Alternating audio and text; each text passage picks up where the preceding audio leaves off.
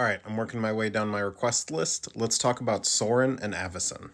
So Sorin started off life as minor nobility in the Stencia region of Innistrad. There was a famine engineered, or implied to be engineered, by Shulgengar, the Elder Demon, and Shulgengar made a deal with Edgar Markov to help solve the famine that involved the creation of vampires, with Edgar being the first.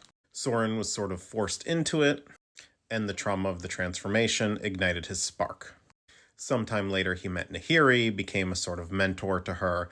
The two of them met Ugin while witnessing a plane being collapsed by the Eldrazi, and they hatched a plan to stop it by creating the Hedron network on Zendikar. Once the Eldrazi Titans were imprisoned, Ugin and Sorin left Nahiri to guard the gate. Back home, Sorin starts construction of planar defenses for Innistrad to prevent things like the Eldrazi.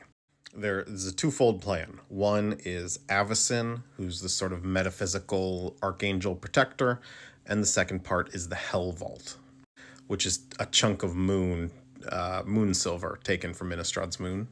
Only one problem. This takes him out of contact with Nahiri, who he had promised to come to her aid if the Eldrazi Titans were ever freed. Remember, Ugin and Sorin made a lot of promises to Nahiri about Zendikar. And Nahiri is not happy with the answers she hears, and Sorin ends up sealing her into the Hell Vault. And then Avacyn becomes the protector of humanity on Innistrad for about 1,000 years. That is until a fight with Griselbrand leaves her also imprisoned in the Hell Vault. Things go badly on Innistrad for a while until Liliana Vess comes and saves the day. Not on purpose, though.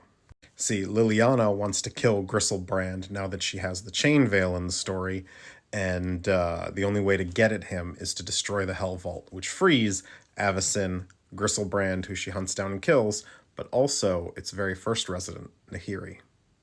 Nahiri goes back to Innistrad and realizes it's been overrun by the Eldrazi, and comes back to Innistrad to make Sorin pay.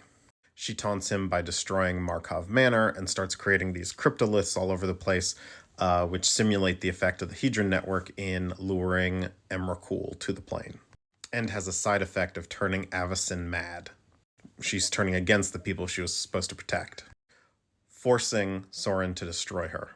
Unfortunately, this now leaves Innistrad without any of his metaphysical protections that he created as a godlike Old Walker, allowing Emrakul to come through on the plane.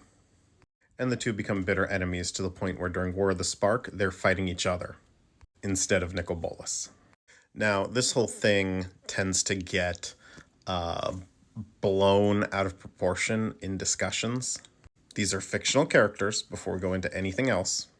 But what you need to remember about old school planeswalkers is that their planes were often thought of as like an extension of themselves. When you became the planeswalker protector of the plane, that was like yours. That was you.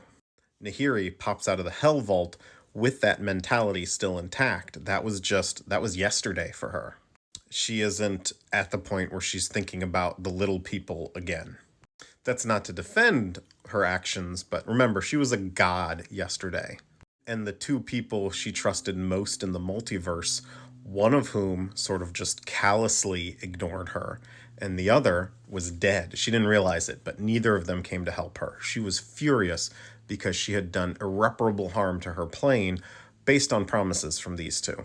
And then she was imprisoned for 1,000 years for the crime of being upset. So it doesn't excuse her, but she's operating off trauma and an old playbook here. Let me know what you want me to cover next.